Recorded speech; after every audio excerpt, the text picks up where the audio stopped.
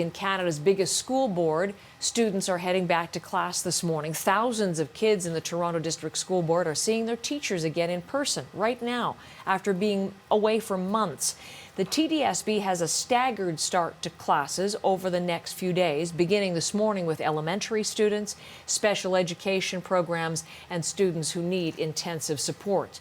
And we see in that drone footage some of the circles and some of the measures from above what the students are encountering as they arrive in class today.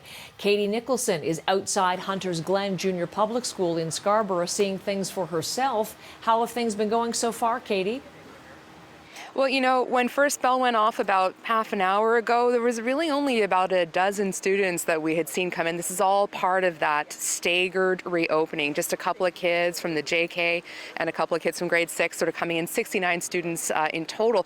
And the principal tells me they really only have about 60% of the normal load of students who have enrolled at this school this year. A lot of people sort of on the fence, a little bit worried. I spoke with parent Lydia Porter, who has 2 young children who came here today. She said, you know, it was a hard decision to actually come here today and bring the children to the bricks and mortar school rather than go for that virtual classroom opportunity.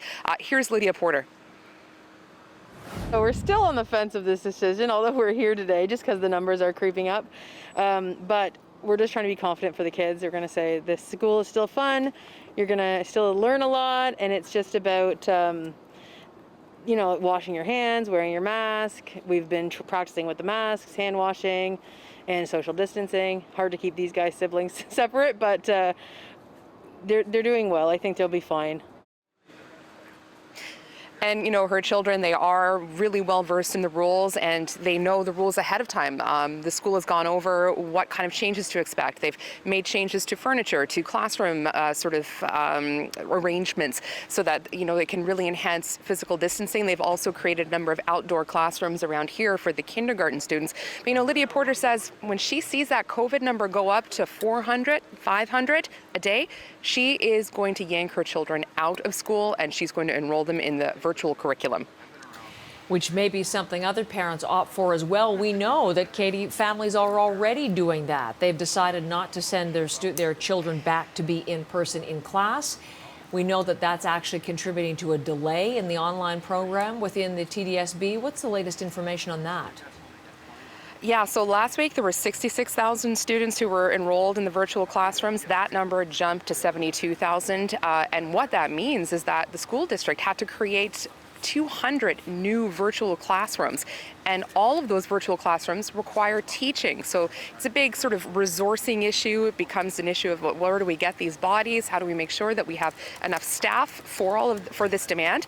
And, you know, it's something that the school board's director of education, Carlene Jackson, really understands.